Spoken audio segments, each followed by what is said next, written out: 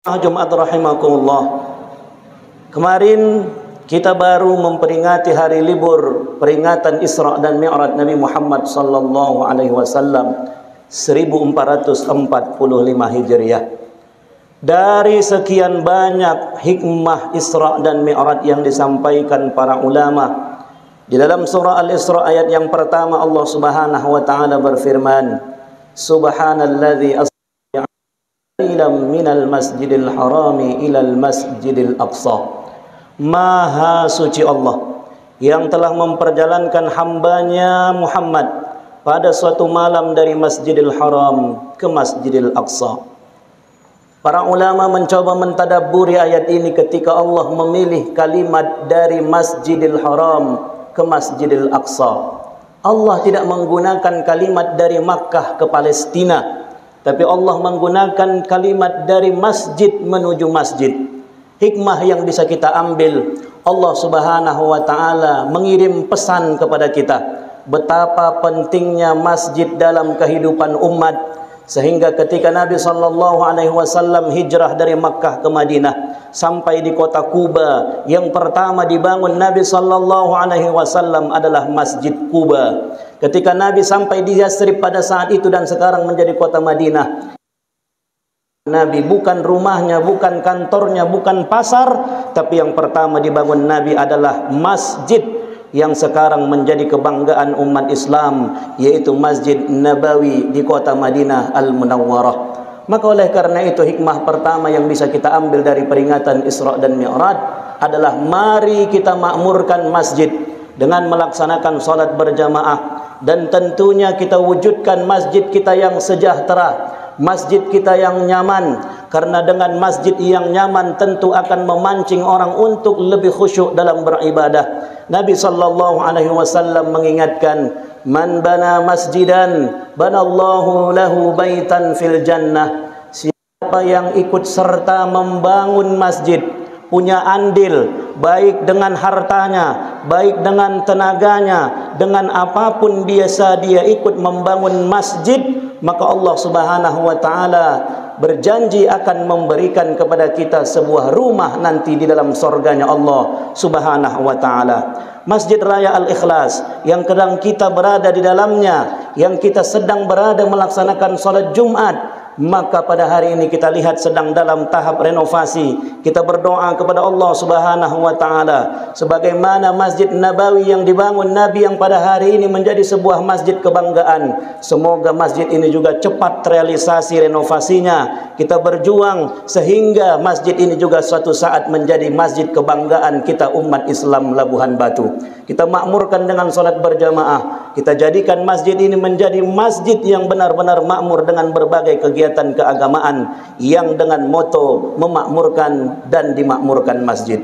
Saudaraku jamaah Jumat rahimakumullah. Hikmah kedua yang bisa kita ambil dari peringatan Isra dan Mi'raj. Peristiwa Isra dan Mi'raj terjadi Nabi sallallahu alaihi wasallam ketika beliau sallallahu alaihi wasallam ditimpa musibah yang besar, meninggal istri tercinta Khadijah radhiyallahu anha. Kemudian meninggal paman tercinta yang melindungi beliau selama ini, yaitu Abu Talib. Dalam cobaan yang besar itu, Allah Subhanahu wa taala memperjalankan Nabi kita sallallahu alaihi wasallam dengan mukjizat terbesar kedua yang terjadi pada diri Nabi setelah Al-Qur'an, yaitu peristiwa Isra dan Mi'raj. Apa pelajaran yang bisa kita ambil jamaah yang dirahmati Allah? Bahwa sekelas Nabi sallallahu alaihi wasallam, orang yang paling dicintai oleh Allah, makhluk yang paling mulia, Sayyidul Anbiya wal Mursalin, pemimpin para nabi dan rasul, tetap mendapatkan ujian dari Allah Subhanahu wa taala. Apatah lagi kita manusia yang biasa. Bukan berarti semakin dekat kita kepada Allah, semakin banyak fasilitas dan kehebatan hidup yang Allah berikan. Tapi justru ketika kita semakin dekat kepada Allah, yakinlah dalam surah Al-Ankabut ayat 2 Allah mengingatkan, ahasiban nasu ay yutraku ay yaqulu amanna wa hum la yuftanun. Manusia itu jangan pernah mengira bahwa dia akan dibiarkan saja mengatakan amanna, aku telah beriman kepada Allah, wa hum la yuftanun, sedangkan dia belum lagi mendapatkan ujian dari Allah Subhanahu wa taala. Maka yakinlah saudaraku yang dirahmati Allah, innallaha idza ahabba 'abdan ibtalah. Allah apabila telah mencintai seorang hamba, maka Allah akan uji kecintaannya dengan memberikan dia berbagai macam cobaan. Dalam cobaan itu jamaah yang dirahmati Allah, ada cobaan yang Allah berikan secara pribadi kepada diri kita. Ada cobaan yang Allah berikan secara keluarga, kita dengan istri, dengan adik, dengan kakak, dengan orang tua. Ada cobaan yang Allah berikan berupa sulitnya ekonomi, yang Allah berikan dengan sulitnya pekerjaan. Dan sebagai sebuah bangsa dan negara yang besar, pada hari ini kita sedang mendapatkan berbagai macam ujian dan mempunyai PR besar dengan negara yang besar yang Allah titipkan kepada kita. Orang-orang Arab kalau datang ke Indonesia, mereka akan mengatakan bahwa Indonesia qita'atum minal jannah. Indonesia adalah kepingan surga yang jatuh ke muka bumi. Saking suburnya tanah ini. Dari dalam tanah Indonesia keluar emas, keluar minyak, keluar batu bara, keluar gas.